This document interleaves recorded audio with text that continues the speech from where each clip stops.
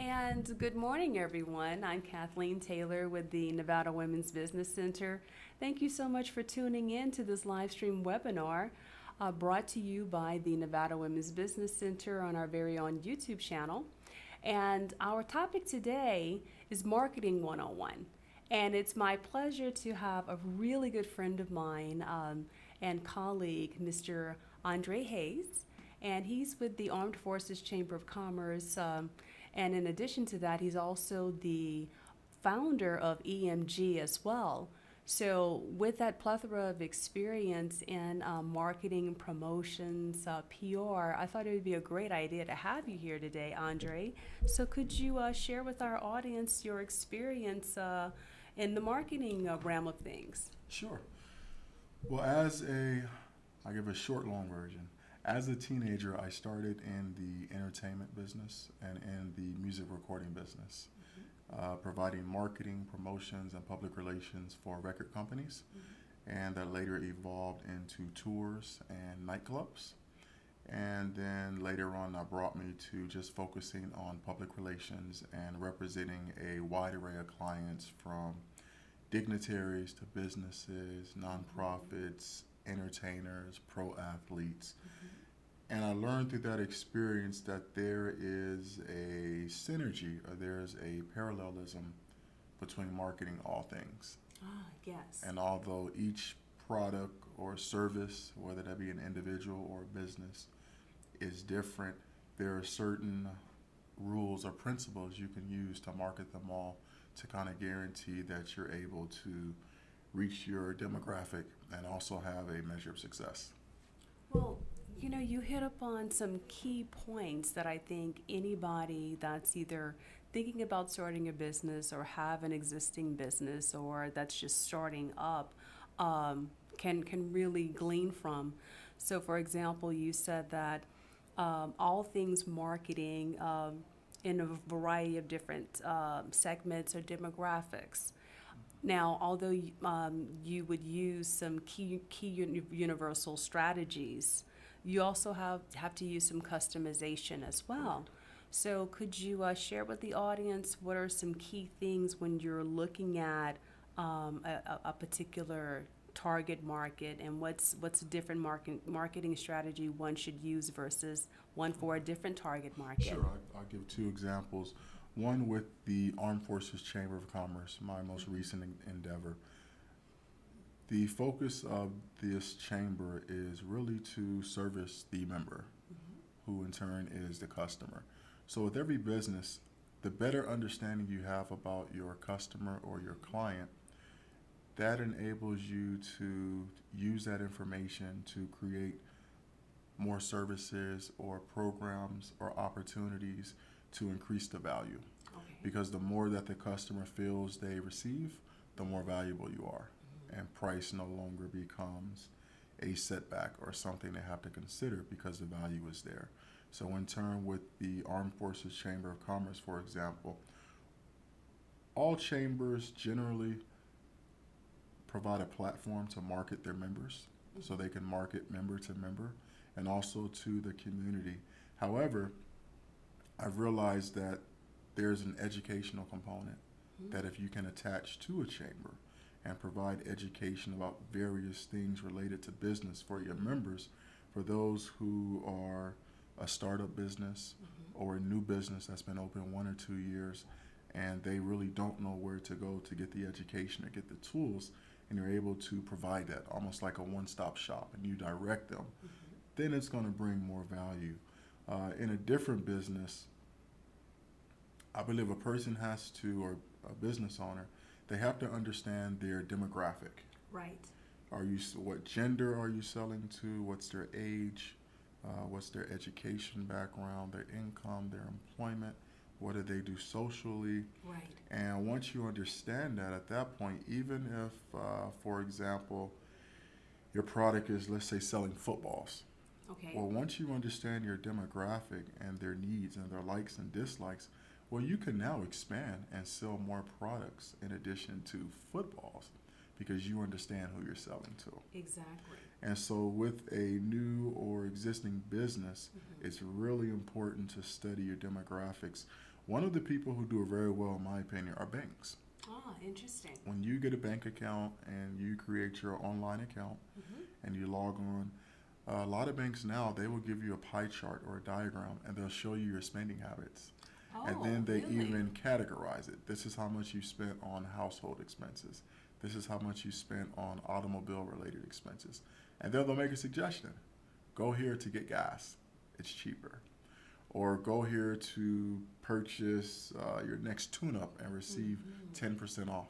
And so what they would do is they would suggest products and services for the category where you spend the most money, that as a valued benefit for being a customer of that bank, they now are marketing and promoting their affiliates. Excellent. And of course, they probably receive a commission Mm-hmm. from that. And so, as a business, for example, if you're an attorney, let's pretend you specialize in family law. Okay. Well, maybe 6 out of your 10 clients, they might also have real estate law needs. Right. And that's not your specialty per se. Mm-hmm. But if you go and partner up with another attorney who specializes in real estate law, and because they're both attorneys legally, they can give a commission to each other, well, now you're able to expand your practice area Yes, I understand. without necessarily you having to go learn that and now take on, a new project or a new practice area. So with the business, I would suggest that a person take a good look at what it is you sell. If it's ice cream, that's fine. Maybe there's somebody next door in the same city who sells sprinkles. Hey, we can sell your sprinkles for people to put them on top of my Mm-hmm. ice cream. And now you don't have to deal with the added expense or Mm-hmm. space to store that inventory or the things that come along with it. So again, I think a person really should take time and understand their demographic and study and see how they can maximize by selling more products or services to the demographic through partnerships without having to take on that responsibility themselves. And that's a really good point to convey to the audience, in that you don't have to be an expert in everything. You just have to be good in what you do, so to Yes. speak. And then it could be outsourcing. It could be bringing in a consultant, Yes. or collaborating with someone who has that layer of expertise that you need. Yes. Now, in reference to the marketing scheme of things, and you gave a really excellent example with banks, there's more to marketing than just having a business card, a website, social Yes. media platform, and then boom, okay, I'm in business now and I'm going to make money. So, could you kind of like demystify that Yes. myth, so to speak? Some of the things you just mentioned, they're marketing tools. Right. That's all they are. Mm-hmm. A marketing tool does not replace or supplement your marketing plan Big or difference. or the actions you take to market your business. Mm-hmm. Like the Armed Forces Chamber of Commerce, we have retractable banners and flyers and tablecloths and business cards and rack cards and all these tools Mm-hmm. to market the business. However, to actively and effectively market the Armed Forces Chamber, we go to other events. There you go. And we're pressing flesh or There you go. shaking hands Oh, I like that. and meeting people and Sure. engaging them and promoting awareness of the chamber. Right. We also host social networking events. Mm-hmm. So a person should not confuse that purchasing marketing materials to Right. market your business.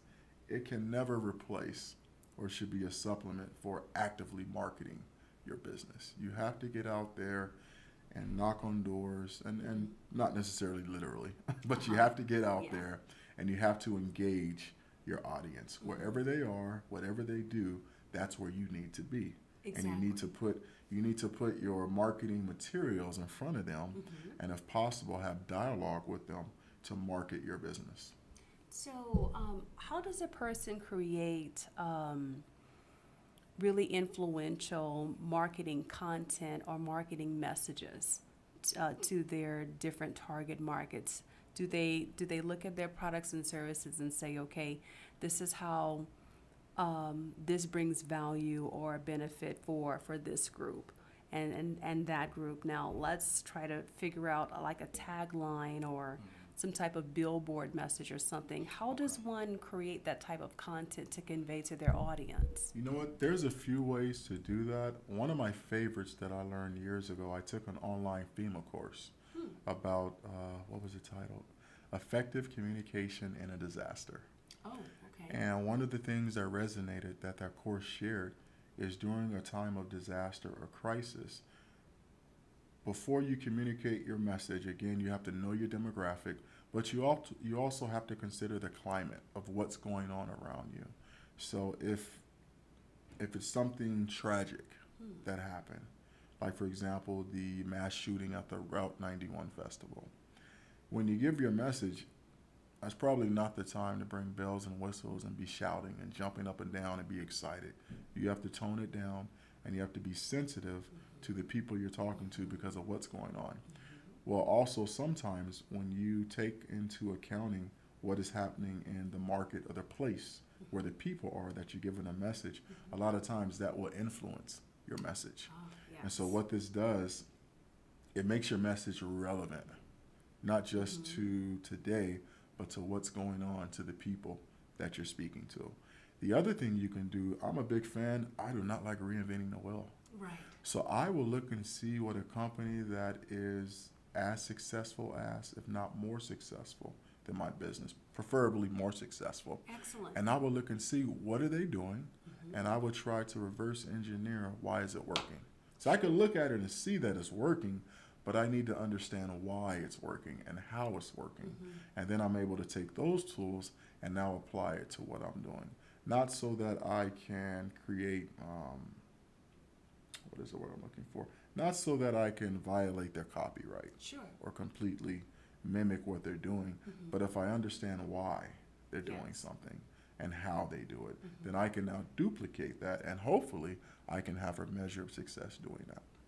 I find it interesting that you would place an emphasis on why and how within the marketing scheme of things, because there's some people that get stuck on the what. This is what I'm going to do, what I'm going to buy a series of Facebook ads, I'm going to do an email campaign, I'm going to attend some events, the what. But how important is the why and the how within a marketing plan? The why and how are actually a lot more crucial and important than the what. The why and the how determine the what. For example, in a marketing plan, within a business plan, and definitely looking at your profit projections. If your goal, for example, is to make X amount of dollars in, let's say, 30 days, well, once you determine your why and how, you can now look at the what's that are available. So if that is advertising on Facebook, if that's pay-per-clicks on a search engine, if that's going to be guerrilla marketing with flyers and posters, you can now look at these statistics and you can see for every ad you purchase on a social media website or every pay-per-click ad on a search engine or every flyer that's distributed, how many people read it, how many people click on it, how many people open it. Now, the ROI, or what happens once you get that lead, that varies. Yes. But because you're able to have hard numbers and say, okay, for every 5 flyers I put out, one person is going to look at it. Or for every click I get on an ad placed on a search engine or a social media website, for every 5, 3 people. Sure. Well, now you can break it down financially, and you could look at the dollars and cents. Okay, what does it cost me in comparison? Yes, 3 out of 5 that click on this ad is more than 1 out of 5. However, what does it cost me for those 5? And now let me look at my budget and how far can I stretch that money? Can I do it for 30 days, less than 30 days, or more than 30 days? And that will help you arrive at your decision.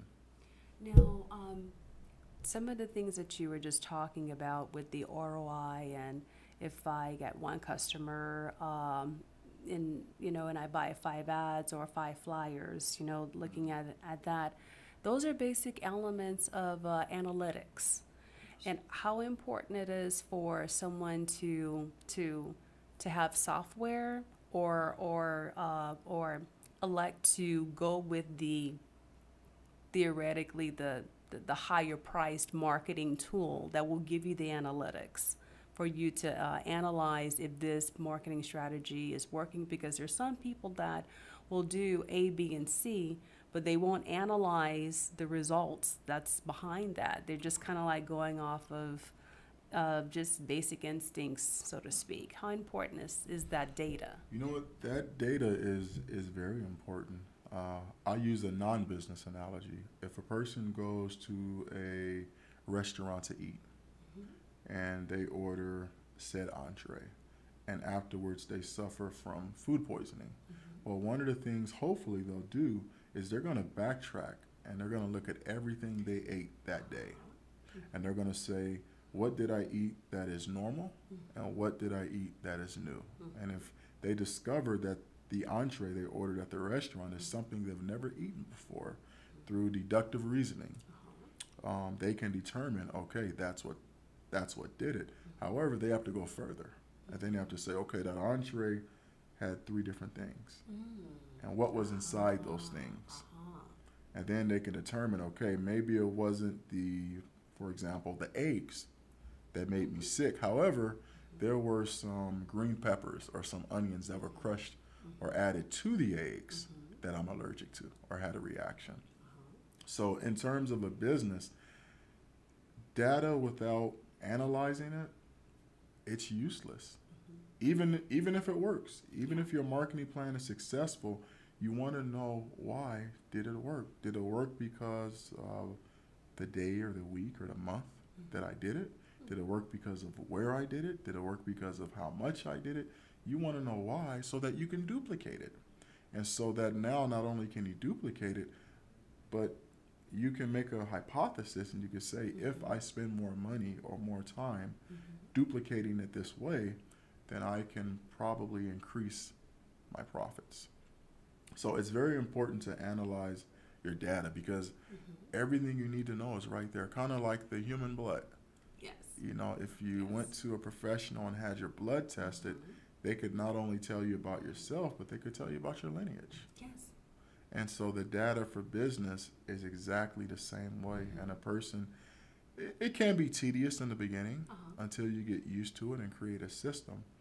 But that's where the value is, because that is going to tell you what to do and what not to do. Okay, this worked, but you know what? I shouldn't do this on a Friday. I should do it on a Saturday. I shouldn't do it in the morning. I should do it in the evening. Or you know what? It worked, but instead of using this color, I should use that color.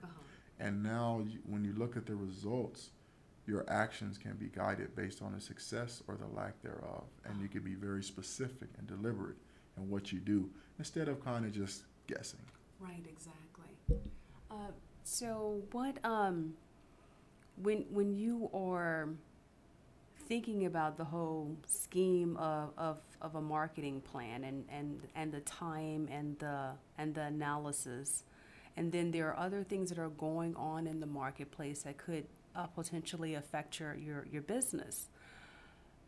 Chances are some entrepreneurs or business owners, sometimes they look at the marketing expense to be expendable, so to speak, or something that may be considered to be cut out. So what's some advice that you would give someone, because we know how critical marketing is, to, don't be so quick to pull the trigger to cut your marketing budget completely out when times get really lean. How do you do that? The marketing budget is one of the most important line items in a budget of a business. The mortgage or the rent is important. The employees or paid volunteers, that is important. Your licensing and formation, the legalities of it, that is important. However, if you don't tell people who you are and what you do and why they should do business with you, everything else is useless. Absolutely.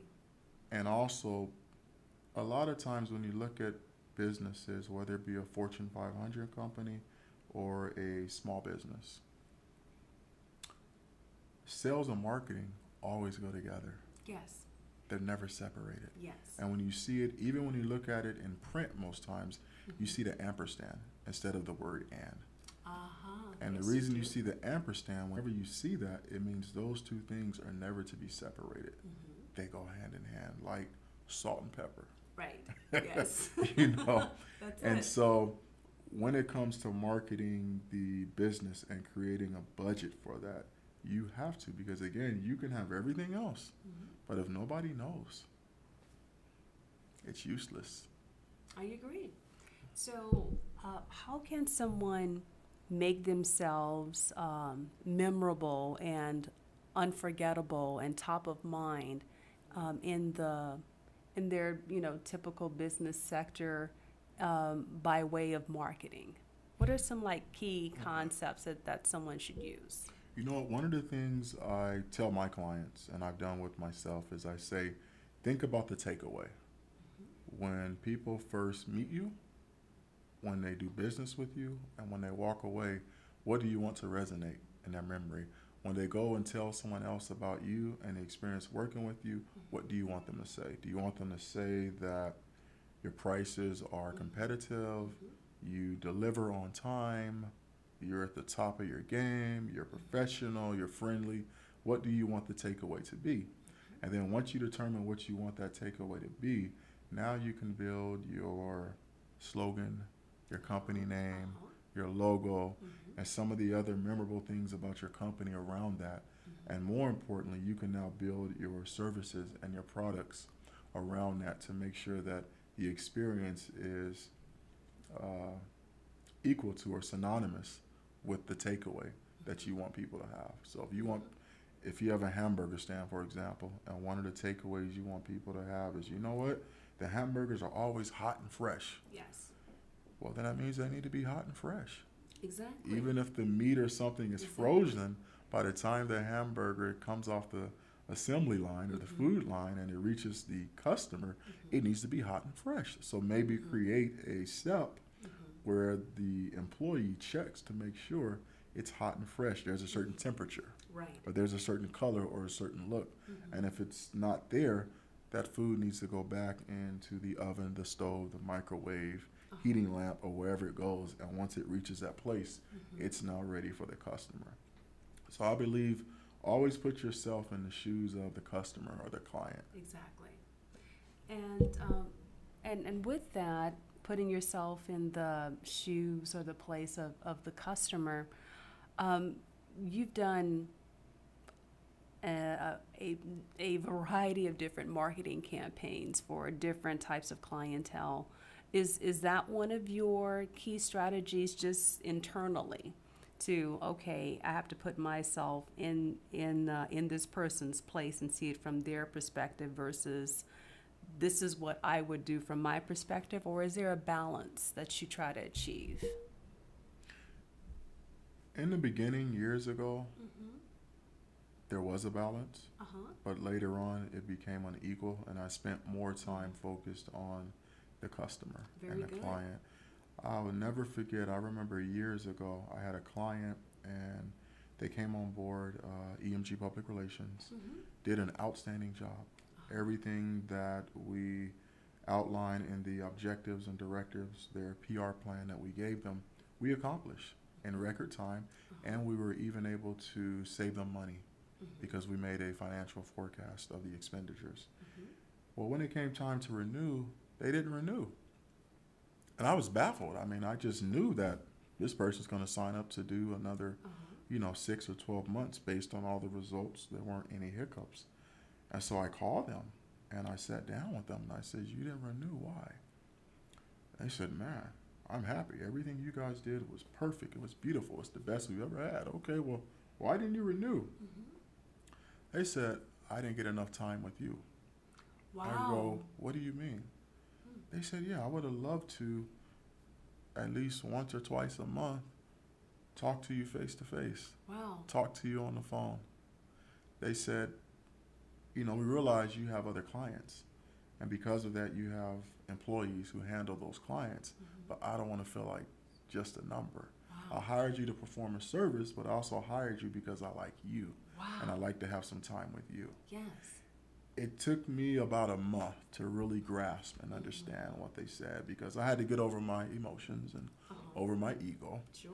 So once I was done dealing with self and I really thought about what they said, they're one of the reasons for some of the continued success that I have. So the change I made effective immediately is now every client, we have bi-weekly conference calls or in-person meetings. Excellent. Sometimes it lasts an hour, sometimes it lasts 5 minutes. Sometimes But that's I all make you need. right, but Yeah. I made sure that every client now feels like there's an interpersonal relationship, there's a connection. Because more than delivering a service or product, some people like the human touch. Absolutely. And so going back to what we said previously about studying the data, Yes. when you get the data or the analytics, no matter what it is, you have to look at it and you have to assume that each customer or client is going to represent a percentage of the people that you serve. And so if they say, this hamburger is too hot, I need more time with you, your deliverable was too slow, or the customer service was less than best, you have to seriously take that into consideration and fix it or do something about it so that in the future when you have another customer or client who shares the same personality Right. or desires of this person, you've handled it and you don't have that hiccup. That is excellent, excellent. And I'm really enjoying this dialogue. And how can people contact you for one-on-one or more information about the Armed Forces Chamber of Commerce or EMG? Okay, what they can do to receive information about the Armed Forces Chamber of Commerce, they can go online to armedforceschamber.com, spelled just like it sounds, ARMEDFORCESCHAMBER.com. And for information on EMG, which includes the public relations, community service pageant, the radio talk show, and political consulting, they can go online to EMGNV.com. Well, Andre, it's always a pleasure having you as a guest, as a partner, doing collaborative ventures in the community. As a matter of fact, last Saturday, the Nevada Women's Business Center collaborated with the Armed Forces Chamber of Commerce to provide a business plan training class at the Las Vegas Urban League, and it was very successful for our veteran community. And again, thank you so much for your expertise and opinions and advice on giving entrepreneurs about marketing one-on-one and some really good insight. And thank you also for your friendship, partnership, and sharing this wonderful platform to give information to your viewers and listeners. Thank you. Thank you. So thank you. Oops. Well, you know what? We're live, folks, so this is stuff that happens. So, well, equipment, hiccup. But thank you so much for tuning in, and I really appreciate your time today. I'm Kathleen Taylor with the Nevada Women's Business Center, and I look forward to seeing you again for our webinar later on today with SCORE, and we're going to talk about strategic planning, and I promise you the microphone stand is going to be up and functioning. Thanks so much. Take care. Thanks again, Andre. Awesome.